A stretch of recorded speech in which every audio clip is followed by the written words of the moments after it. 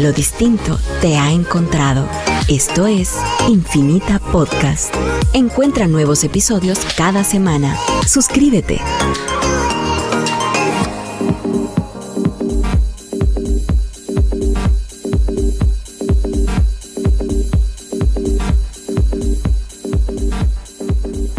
Bienvenidos al episodio número 5 del DT Podcast. Hoy en la mañana tenemos invitados muy especiales. El tema de hoy va a ser preferencia de tiempo.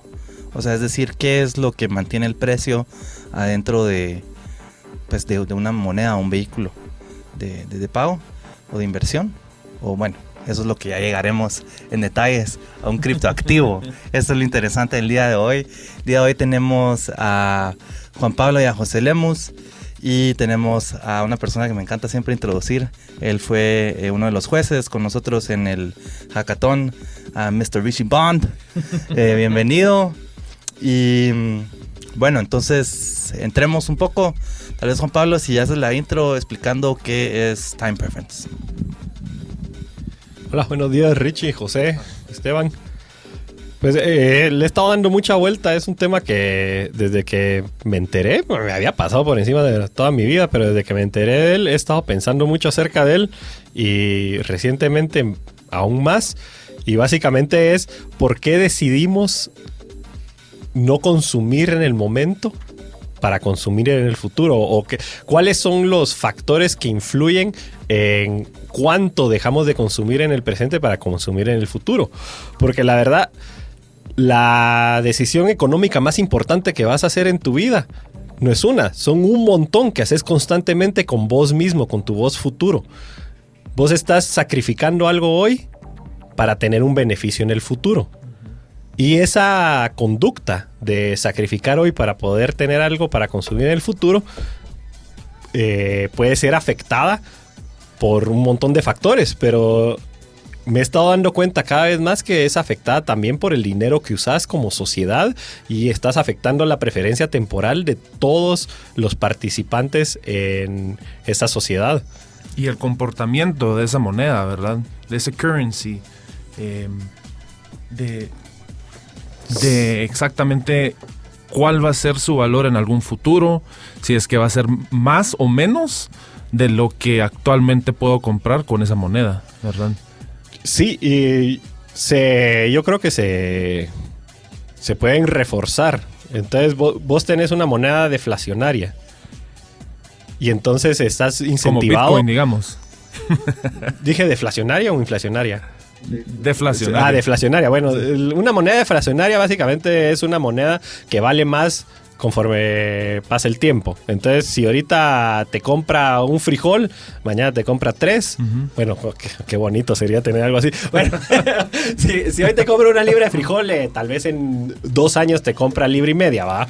Entonces, pues sí, está ganando capacidad adquisitiva a través del tiempo. Entonces, si vos tenés una moneda de esa, estás incentivado a no gastar. Sí, justo como Bitcoin, ¿verdad? Digamos, sí. Bitcoin es una moneda deflacionaria porque tiene una cantidad limitada y escasa que está fijamente definida, ¿verdad? Solo van a haber 21 millones de Bitcoins en la existencia, always, ¿verdad? Entonces, mediante su uso, mediante su adopción, estamos viendo que el valor está incrementando, y cada año más se puede comprar más con el mismo Bitcoin. Pero eso también, por lo mismo que sube de valor, la gente no lo quiere gastar. Sí, y te pones a pensar, ahorita estamos en una economía de que usas un montón de instrumentos financieros como sustitutos de dinero. Creo que lo hablamos en un podcast anterior. Vos ahorita tenés el dinero gubernamental es intencionalmente inflacionario. Sí. Y dependiendo de qué país estás, es a qué nivel es inflacionario. Por ejemplo, en Estados Unidos tienen un target de inflación de 2%. En México sé que es de 4 a 5%. Sé que en Brasil es 6%. Cambia dependiendo del país que estás. Pero entonces vos constantemente, si no te gastaste tu dinero ahorita, en un año va a valer menos, en 3 mucho menos, en 10 ni hablemos. Y tenés que encontrar una manera donde almacenar tu valor en instrumentos relativamente líquidos, o sea, que sean fáciles de vender, porque esa es la función de tener dinero. ¿Por qué querés tener vos dinero en la bolsa? Sí. Porque el futuro es inseguro, Sí, claro. o más bien el futuro es incierto, y entonces teniendo esa cosa que es inmediatamente vendible por otros productos y servicios, podés vos atender esa incertidumbre que hay sobre el futuro. Sí, y digamos, también agrega, hay que también tomar en cuenta de que la política monetaria de cada país no siempre es transparente, ¿verdad? Y no sabemos exactamente cómo es que están ellos tomando en cuenta todos los factores del mercado, porque en cualquier momento que ellos deciden alterar la política monetaria lo pueden hacer, ¿verdad? Entonces, tenés este grupo de personas centralizadas que están tomando decisión sobre nuestro dinero, ¿verdad? Sí, así es correcto, pero retornando al tema aquí, lo que pasa con estas políticas monetarias, lo que pasa con la inflación y todo lo demás, y lo que hay que entender es que es a propósito. La inflación que tienen como objetivo los distintos países del mundo son porque precisamente quieren incentivar el consumismo, porque tienen esta idea loca en la cabeza, pues no loca, pero lo que dicen es de que si trabajáramos sin inflación o tuviéramos una moneda deflacionaria, la teoría de esta gente nos dice, o de los keynesianos, para ponerle nombre, es de que entonces va a bajar mucho el consumo y entonces va a bajar la productividad y entonces va a bajar el nivel de vida de todos. Esa es la postulación o la premisa que ellos tienen, y por eso es de que ellos entienden como deseable tener cierto grado de inflación. Lo negativo de la inflación es que no solo reduce tu preferencia del dinero en el tiempo a querer beneficios más inmediatos, no solo en el punto de ahorro, pero digamos, por ejemplo, ¿qué es la preferencia en el tiempo? Para hacer un ejemplo bien concreto, yo te digo, te doy 100 quetzales hoy o 1000 quetzales en un mes, si te esperas un mes. La mayoría de gente escoge los 1000 quetzales en un mes, ¿sí? Hacerlo con bolívares. Sí, hacelo ahora con bolívares. Te doy, no sé, bueno, 100,000 millones de bolívares hoy, porque ya creo que andan por ahí. Dato curioso, ¿sabes a cuánto está por dólar el bolívar? No. Porque dejaron flotar el tipo de cambio. Fue curiosísimo. Dejaron flotar el tipo de cambio y está en 389,900 millones de bolívares por dólar. Después de haberle quitado 8 ceros como en el 2012 o 2013, le quitaron 8 ceros ya. Bueno, entonces te doy $1 en bolívares hoy. O te doy 10 veces eso en un mes, pero siempre en bolívares. Probablemente vas a querer el dólar hoy. Sí. Porque la inflación es tanta Sí. que preferís eso hoy.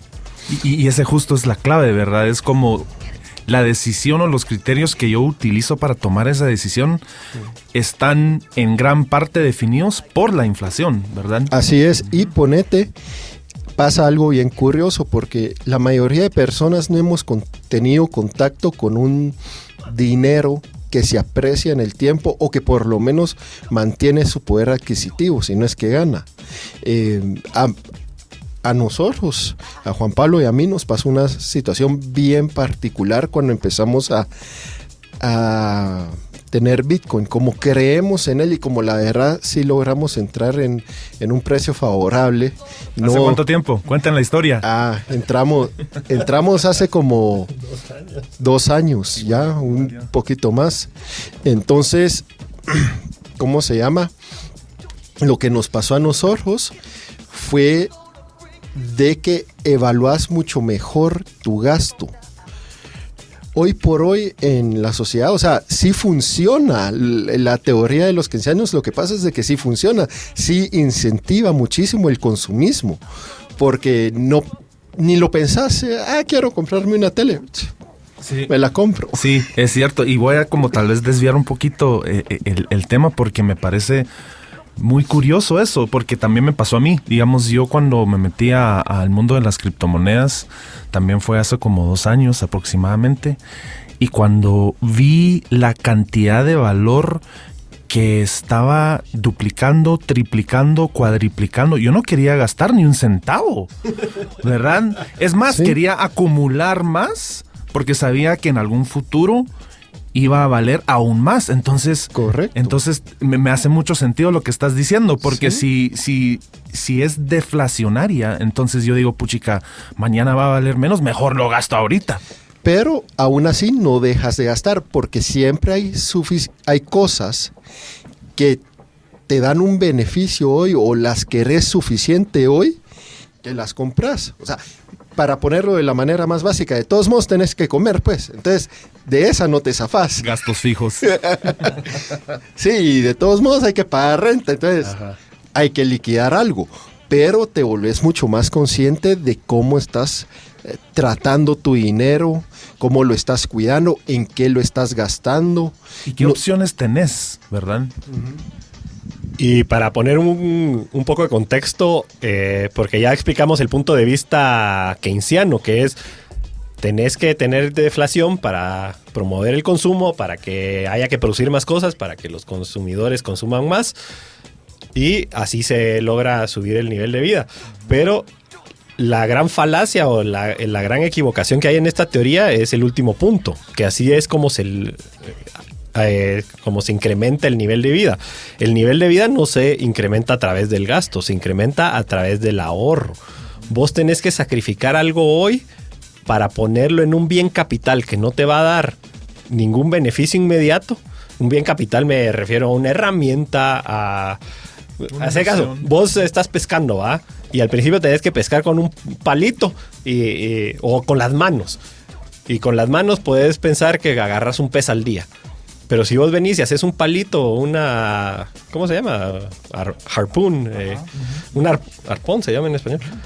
Y entonces ya puedes tal vez agarrar 3 al día. Pero venís y entonces dedicás, en vez de solo dedicarle 4 horas a hacer tu arpón, le dedicas 2 días a hacer una cañita de pescar. Y entonces ya cachas 5 peces al día. Y así es como vos, dejando de consumir en el presente y utilizando ese tiempo, y que al final el dinero se puede entender como una representación de tiempo también, del tiempo y el esfuerzo humano y la energía humana. Entonces vos almacenaste esa energía para producir algo que en un futuro te va a dejar producir más. Y entonces así es como realmente se eleva el nivel de vida de una sociedad. Además de todo lo beneficioso que tienen nuestras vidas cotidianas, como hacer mejores presupuestos y todo eso. Sí, no solo eso. Y también hay que entender que el punto de vista keynesiano, que es lo que empuja las economías a nivel internacional, no es la única teoría. Hay varias. Esta se volvió la más popular, pero también existe en contraposición la escuela austriaca, y esta no está de acuerdo con la premisa keynesiana. Lo que ellos dicen es lo que en realidad empuja las economías es la productividad. Entonces, la keynesiana lo que nos dice a grandes rasgos, y yo sé que estoy sobresimplificando todo acá, pero para hacerlo más entendible y sin entrar en mucho detalle, es que las economías se mueven gracias al consumidor que jala la producción. Y la teoría austríaca es al revés, es que la producción empuja al consumidor. Yo creo, ahora sí ya meto mi punto de vista, y con Juan Pablo, de hecho, creemos que los keynesianos están jugando un experimento horrible con el resto de la humanidad, porque no se han dado cuenta, o tal vez se han dado cuenta, pero a mí me gusta pensar que no se han dado cuenta de lo nocivo que es la inflación. La inflación, casi no tengo palabras para decir lo nociva que es, pero se los pongo así. La inflación que viene amarrada de la capacidad de un gobierno de imprimir su propio dinero es el culpable de que te puedas ir vos a una guerra eterna. ¿Por qué? Porque cuando vos no tenés que cobrarle impuestos a un pueblo para hacer algo, en este caso irte a la guerra, entonces te puedes ir a la guerra siempre. La limitante de cuánta guerra podías hacer siempre ha sido que vos tenés que cobrarle impuestos a tu población, y eventualmente la población, cuando le duele suficiente, dice: ¿qué estamos haciendo en el país que querrás, pues? Claro. Y o sea, los gobernantes... Taxation is theft. Perdón, lo tuve que meter, perdón, disculpen, perdón. Pues los reyes en ¿cómo se llama? En 1400, en la Edad Media, o sea, eso era lo que los limitaba de ir a la guerra, que eventualmente pues tenías, aparte del costo humano, es el costo económico de que tenés que alimentar a tu ejército y demás, y vestirlo y darle armas y todo lo demás, y entonces cuando ya no podías pagarlo, ya se acababa la guerra, pues, o se te echaba el pueblo encima.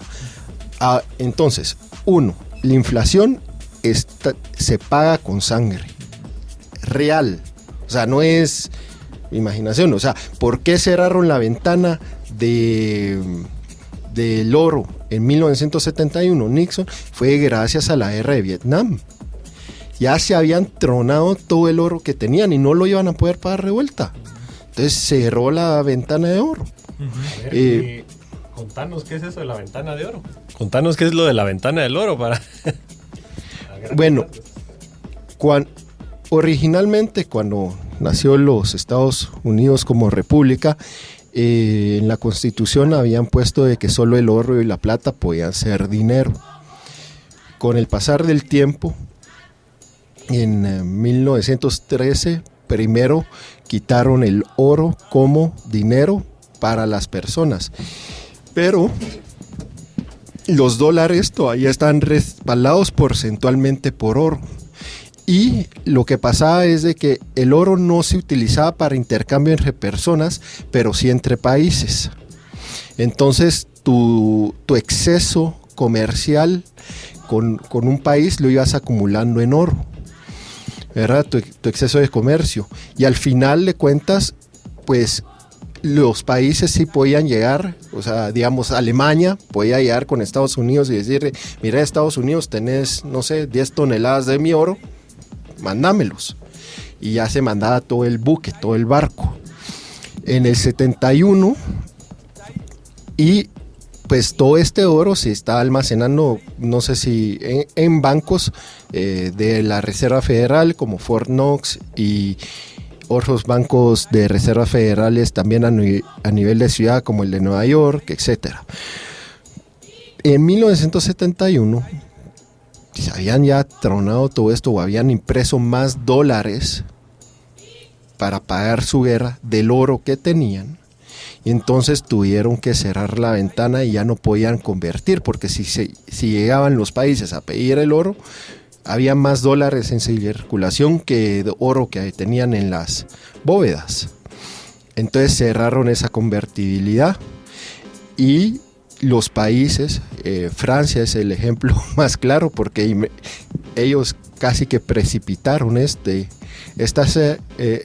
cierre de la ventana, porque cuando ellos pidieron su oro a Estados Unidos, fue que Nixon salió con la noticia de: miren, cerramos la ventana y no les vamos a dar su oro. A la par, lo que hicieron de cerrar la ventana del oro, porque decís: entonces, ¿por qué el dólar no dejó de ser la moneda de reserva del mundo? Porque había sido la moneda de reserva solo porque era la única respaldada por oro.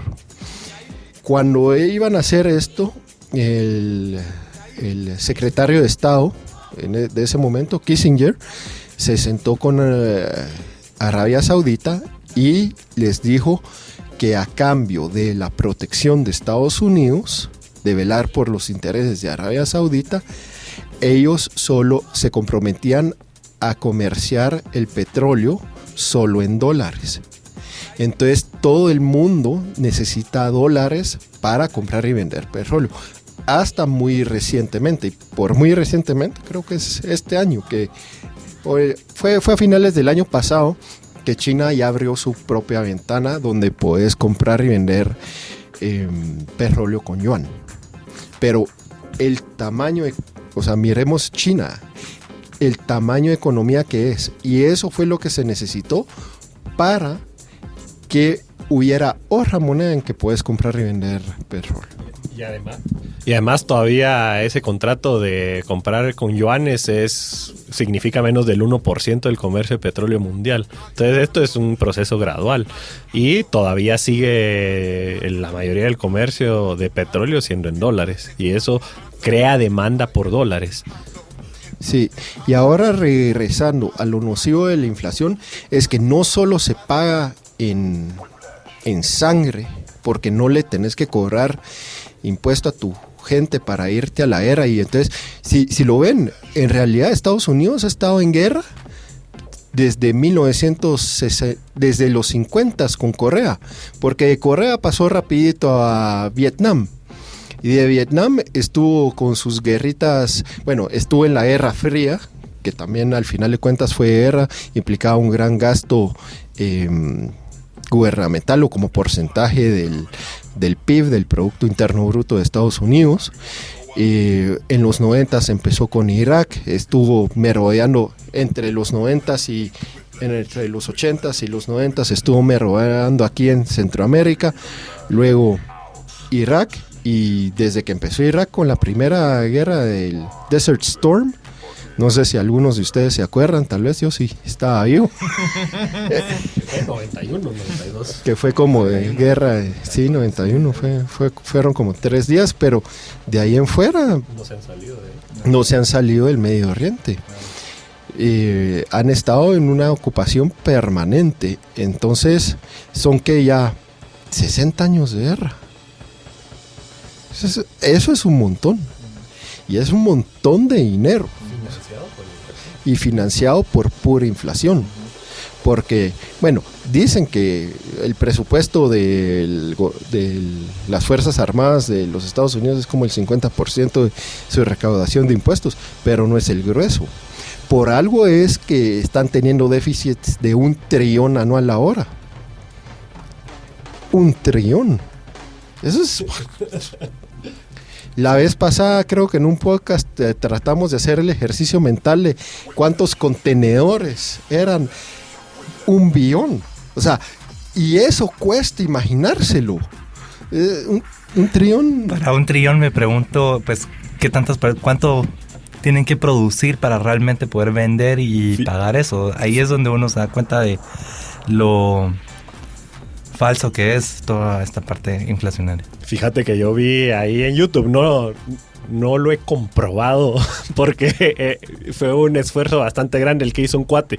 Se metió y se puso a ver si él fuera y comprara todos los productos de todas las tiendas que hay en Europa, ¿qué países tendría que comprar? ¿De qué países se acabaría todos los productos para llegar a 1 trillón? Y con 1 trillón le sobra dinero para comprar en todas las tiendas de Europa Occidental.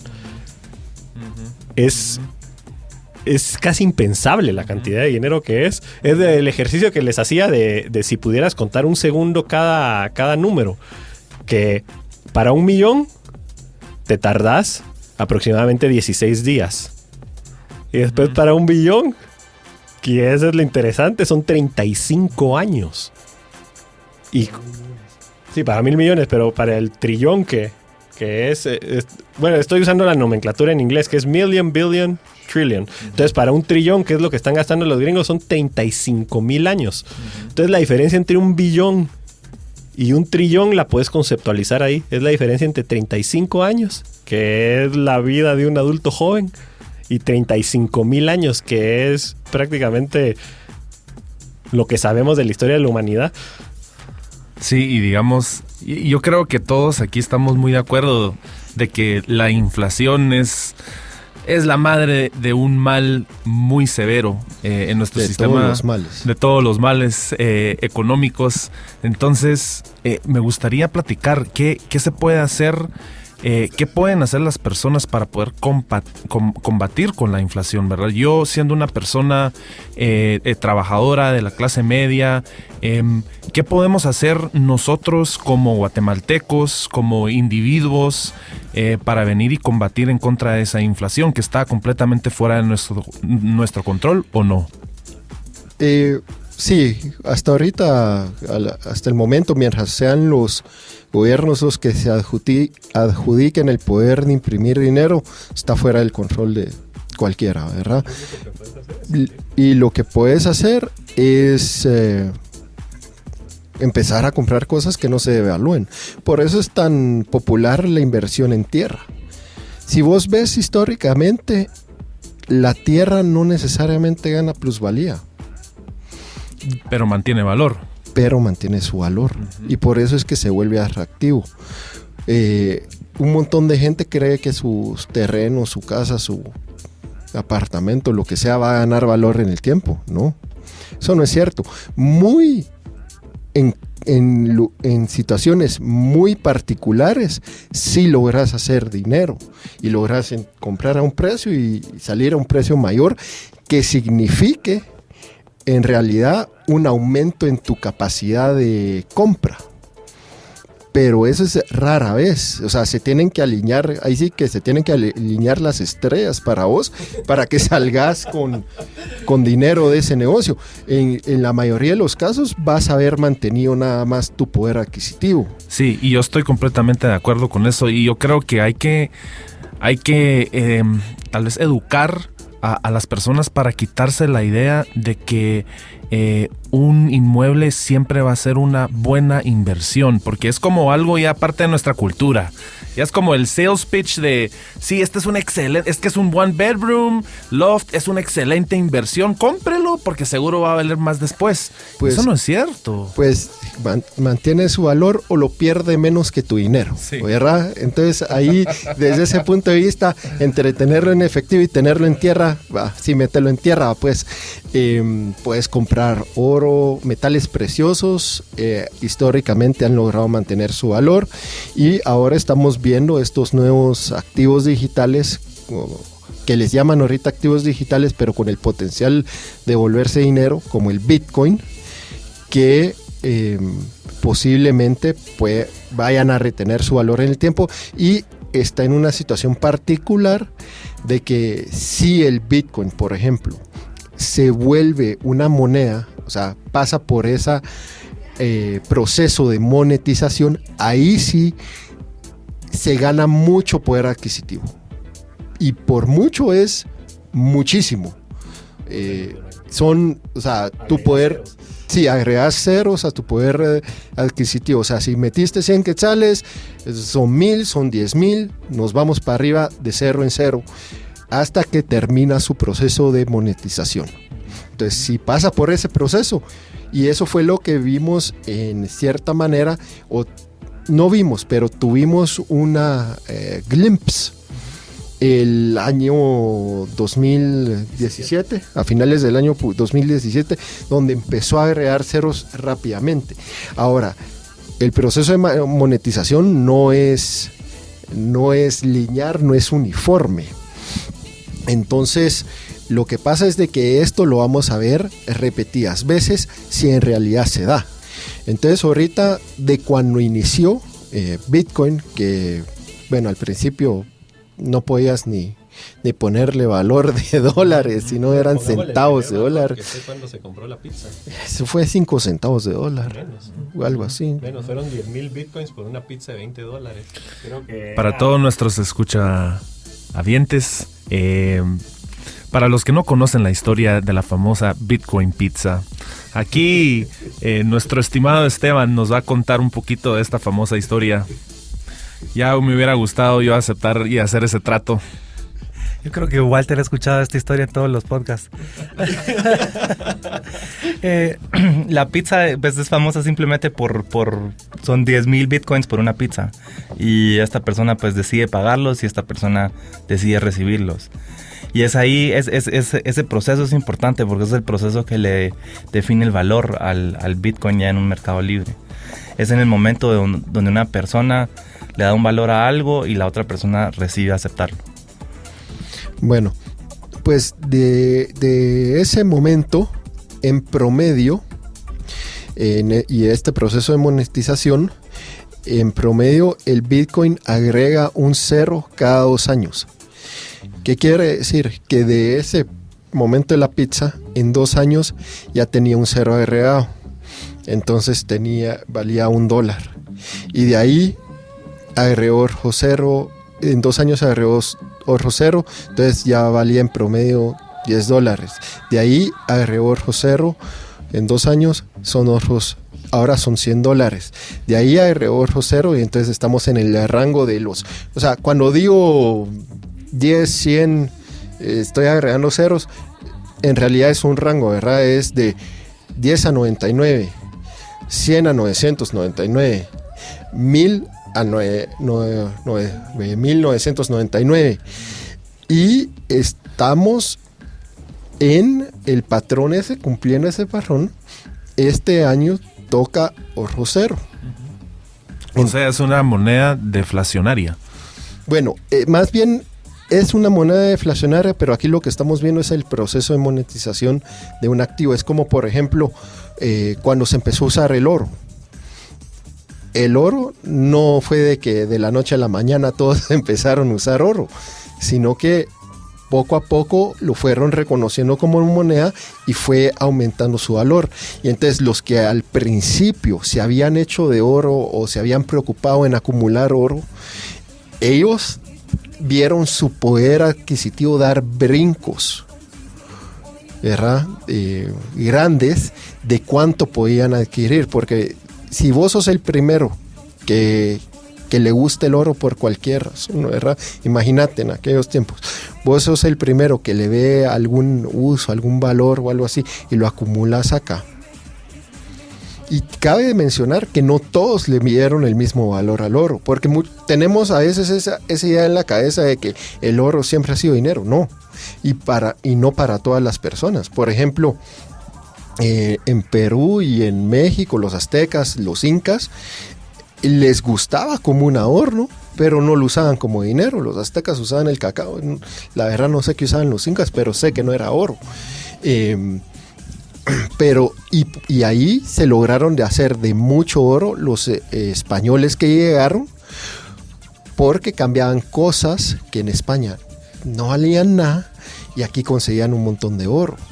Y ese es un proceso de monetización, si queremos verlo. Sí, y me gustaría hablar un poquito de cómo visualizamos ese proceso para Bitcoin en específico, porque es esa pregunta, especialmente desde que reventó la burbuja especulativa, la gente se pregunta, ¿la regulación va a ser bueno o va a ser malo para Bitcoin, verdad? Este proceso de monetización que eventualmente se va a dar, ¿cómo lo miran?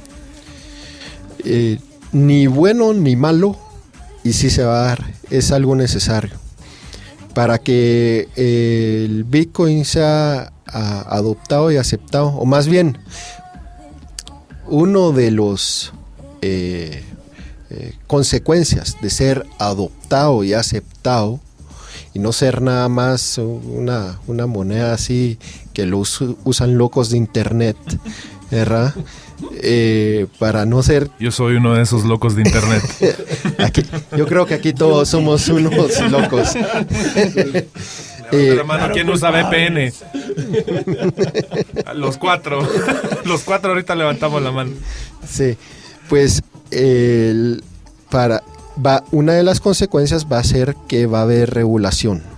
Ahora, lo importante aquí no es tanto la regulación. Lo importante del Bitcoin en realidad es que es inalterable su algoritmo. Y eso es lo que nos está protegiendo a futuro de estos procesos de inflación y de que vengan, impriman, manejen la demanda, pongan tasas de interés artificiales, etcétera. Y es que lo que pasa es que hay realidades económicas, como la ley de la oferta y la demanda. También es una realidad económica que el dinero tiene valor a través del tiempo en cuanto sea escaso. Si no existe escasez, no va a retener su valor a través del tiempo. Entonces es una realidad del Bitcoin. Está determinado por el algoritmo y es lo que dice él. En cuanto no sea alterado este código matemático, siempre el Bitcoin va a ser escaso. Y es además el bien, más llamémoslo bien, es el bien más escaso que ha conocido la humanidad. Es más, ahorita todavía no, pero a partir del 2020 que la tasa de emisión se vuelve a reducir, es el bien más escaso que existe en el mundo. Aparte del tiempo humano, ¿va? Pero, y entonces es una realidad económica y podés negarte a la ley de la oferta y la demanda, pero ahí están todos los gobiernos que quieren imponer precios dando las nachas. Podés negarte a la realidad económica de que el valor se retiene a través del tiempo por la escasez, pero pues entonces Bitcoin va a seguir en su camino si no es alterado su propuesta de valor. Aquí es donde pues tomamos la oportunidad de invitarlos de nuevo a que lean el white paper de Bitcoin. Ahí es donde entienden pues todo esto que estamos hablando y por qué es importante. Aparte del white paper, también otro libro que nos gusta mucho a nosotros para entender estos conceptos macroeconómicos más grandes y que pueden afectar el valor del Bitcoin y por qué el Bitcoin sí es un buen dinero. Se llama el Bitcoin Standard. ¿De quién? Sí, el patrón de Bitcoin. El patrón de Bitcoin en español, de Saifuddin Ammous. Y vale la pena la lectura, la verdad sí es recomendada, ayuda a esclarecerle a uno muchos conceptos que tal vez inclusive uno conoce intuitivamente, pero a formularlos en palabras es bien importante para saber que uno entiende algo. Ahí voy a aprovechar a hacer otra recomendación del libro para los que están interesados en la economía. Y yo diría que si van a empezar esto, porque es un libro muy claro, con lenguaje sencillo y además lo pueden encontrar gratis en PDF en internet. Se llama La economía en una lección, escrito por Henry Hazlitt. Y si van a empezar con esto y están realmente interesados en empezar con economía y con conceptos macroeconómicos y con las leyes, porque si hay leyes económicas que han sido comprobadas, échenle un vistazo a ese libro. Y que quería... A ver, te voy a pasar el micrófono. Bueno, quería aterrizar un poco también porque hemos estado hablando del dinero y de cuestiones bien abstractas. Entonces, aterrizarlo un poco en nuestra experiencia. Y yo toda la vida he trabajado por comisión o he sido empresario, pero nunca he tenido, bueno, sí he tenido un par de trabajos con salario fijo, pero la mayoría de mis trabajos han sido o por comisión o he sido empresario. Y yo tuve un problema grandísimo, que era que no sabía cobrar mis servicios.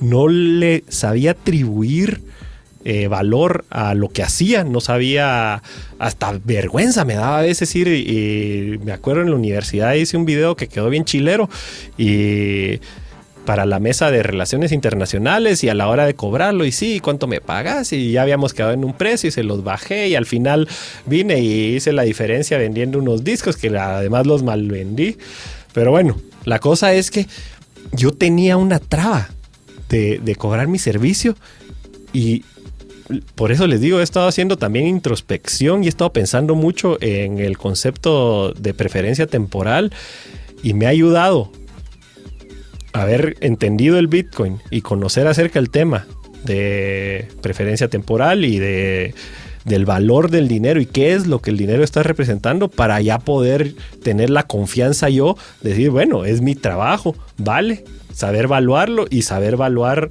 y poder cobrarlo cuando sos un independiente que está trabajando no por un salario, sino pues como empresario o como comisionista. Ok. Y para cerrar y yo sé que ya tocamos el tema, pero me gustaría regresar a la segunda parte de por qué es nociva la inflación. No solo es porque se paga con sangre, sino que a tu punto de qué podemos hacer nosotros para protegernos de la inflación. ¿Qué podemos hacer? Te lo voy a poner con un ejemplo de por qué es tan mala la inflación. Porque la inflación crece la desigualdad. ¿Y cómo la crece? Cuando digamos vos sos alguien que es pobre, que lo único que tiene es su trabajo, sos una persona honesta y en verdad lo único que tenés que ofrecer es tu trabajo, no tenés casa, no tenés nada. ¿Qué pasa? Cuando vos venís y te pagan en una moneda que pierde poder adquisitivo, que es inflacionaria, constantemente, a vos te están moviendo toda la barra. Entonces digamos que vos sos alguien que dice, no tengo nada, pero yo soy trabajador. Nadie te va a prestar un centavo, para empezar. Eso de que a uno le prestan dinero y no tiene nada, tu mamá tal vez. De ahí no va. O sea, familia tal vez te presta, pero de ahí nadie más. Para que alguien más te preste, primero tenés que decirle, y suena ridículo, pero si querés que te presten 100 quetzales, necesitas demostrar que tenés 150. Así de fácil.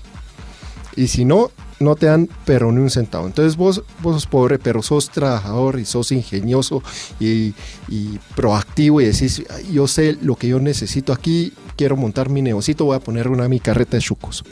Y vas y haces tu evaluación de cuánto te va a costar y todo lo demás y decís, ok, una carreta de chucos cuesta 5,000 pesos, ya hagamos de caso, montar el negocio. Y vos venís y te fajás todo el año, trabajás todo el año bien duro para conseguir tu carreta de chucos. Decís, bueno, ahorro una comida acá, ahorro una comida allá, pago menos renta, vivo con mi cuate que me haga posada, no pago renta y trabajaste todo ese año. Al final del año vos llegas a comprar tu carretilla de chuco con tus 5,000 quetzales. Ah, no, ahora vale 7,000. Entonces vos todo el tiempo estás dando tu trabajo, que hoy te compra un McDonald's, por uno que en el futuro por un dinero que en el futuro te compra medio McDonald's. Y ahí es donde se le roba y crece la desigualdad. ¿Y qué pasa con la persona que sí tiene bienes, que es de rico, digamos, o adinerado, y tiene cosas que le dan rentas y demás? Él tiene el problema completamente inverso. Él todo el tiempo está recibiendo dinero que hoy vale algo y lo transforma. Su tarea, lo que él tiene que hacer es transformar ese dinero que recibe por algo que le dé más en el futuro, por bienes, ya sea propiedades, negocios, lo que sea, porque él se gasta con lo que vive y lo demás lo invierte, si es inteligente, ¿verdad? Entonces, y ahí cada vez estamos viendo que crece la desigualdad. Y si ustedes ven a nivel internacional, los países donde más inflación hay, más desigualdad hay. Y la desigualdad es una consecuencia, el aumento en desigualdad, la desproporcionalidad que hay en desigualdad es un efecto directo de la inflación. Desigualdad siempre va a haber porque pues todos somos distintos y no todos tenemos las mismas habilidades ni tenemos los mismos intereses y hay cosas que se pagan mejor que otras. Eso siempre va a haber. Pero que exista tanta desigualdad, que hayan gente muriéndose de hambre y gente viajando en jet privado, eso es gracias a la inflación. Y también regresando al tema de tu trabajo, vos tenés tu trabajo y siempre lo vas a tener. La forma más fácil de entrarle al Bitcoin es intercambiar algo que trabajes y que te paguen en Bitcoin. Y eso va a ser bien satisfactorio y deja el Bitcoin ahí, olvídate de él. Y después de un tiempo, mira cómo te fue. Esto no estamos pensando de aquí a 1 año, de aquí a 2 años, de aquí a 3 años. No, esto es un proceso que 10, 20 años. Y así es como hay que visualizarlo para que no vayas a ir a dar las nachas, ¿va? Porque si estás pensando, voy a ser rico en 3 años y le entraste y compraste en mal momento, vas a ir y te vas a decepcionar y te vas a frustrar y vas a vender con una gran pérdida. Pero si vos venís y decís, bueno, yo estoy viendo esto a la larga, tal vez quizás van a ser los fondos para mi jubilación. Entonces, hoy trabajo, hoy vendo unos GIF por internet, hoy hago un website y que me lo paguen con Bitcoin. O hoy voy y pinto una casa y tal vez tecnológicamente hábil el cuate y bueno, lo que gané pintando esta casa lo pongo en Bitcoin. Y ya así tu trabajo logras almacenarlo en una moneda que no es inflacionaria. Sí, y para todas esas personas que nos están escuchando, que están convencidos de la tecnología blockchain detrás de Bitcoin y reconocen su valor y quieren que crezca, la parte más importante es adopción. Los invito a todos esos empresarios que creen en Bitcoin, que lo empiecen a aceptar como forma de pago. Invito a todas esas personas que están haciendo consultorías que soliciten que su pago sea en Bitcoin. Inclusive yo soy una de esas personas. Yo doy consultorías de blockchain y yo solicito, es más, yo exijo que se me pague en Bitcoin, ¿verdad? Y es un proceso muy interesante porque cuando yo llego y les digo, miren, sí, con mucho gusto yo les puedo trabajar este proyecto, no tengan pena, solo que les digo con anticipación que yo necesito mi pago en Bitcoin, ¿verdad? Y ellos me dicen, bueno, ¿y cómo compro Bitcoin? ¿Cuál es el asunto? Entonces, ese momento que ellos dicen, bueno, ¿qué es eso? Y yo les explico y les doy la charla y demás, y les enseño cómo adquirir un poquito de Bitcoin. Fue como una semilla ahí, ¿verdad? Y esa persona ya ahora, han sido varias personas que me han dicho, mira, qué buena onda que me enseñaste eso, ahora empecé a leer y ya he hecho un par de business con Bitcoin, buenísima onda. Entonces, adoption is the most important thing. Sí, la opción, y esa opción es lo que nos va a llevar a ese proceso de monetización a futuro. Entonces, pues, yo creo que este episodio hemos aprendido bastante, inflación, deflación, y lo importante que es entender estos conceptos para saber a futuro cómo me puedo preparar y cómo puedo invertir en algo que va a incrementar valor y no decrementar valor. Entonces, también en términos del libro les recomiendo que lean Adaptive Markets por Andrew W. Lowe. Él básicamente habla de una teoría bien interesante que me gustaría darla ahorita para cerrar este episodio. Él habla que la evolución financiera va a la velocidad del pensamiento. Y en sí las finanzas y el dinero en sí ya es un concepto abstracto. Y todo lo que va encima de esto, como los canales de inversión y todo, son conceptos abstractos, son pensamientos, son ideas. El hedge fund pues no existía antes y ahora existe. Los índices no existían y ahora existen. Entonces todos estos canales de inversión han ido creciendo según el entorno que se ha ido creando con estos conceptos de dinero. Entonces en este momento, en este punto de nuestra historia, de la humanidad, estamos en un punto donde tenemos una nueva idea en el campo. Tenemos un nuevo campo completo ya en un mundo digital que está funcionando. Es a base de estos mismos conceptos, pero tiene ciertas ventajas codificadas adentro que pueden garantizar que algo sea deflacionario. Y eso es importante entender porque entonces eso va a cambiar los vehículos de inversión y va a cambiar la manera de que nosotros vamos a pensar sobre el dinero. Y es hora que empecemos a pensar sobre el dinero. Muchas gracias, Esteban. Muchas gracias, Richie. José, gracias. Gracias por la invitación.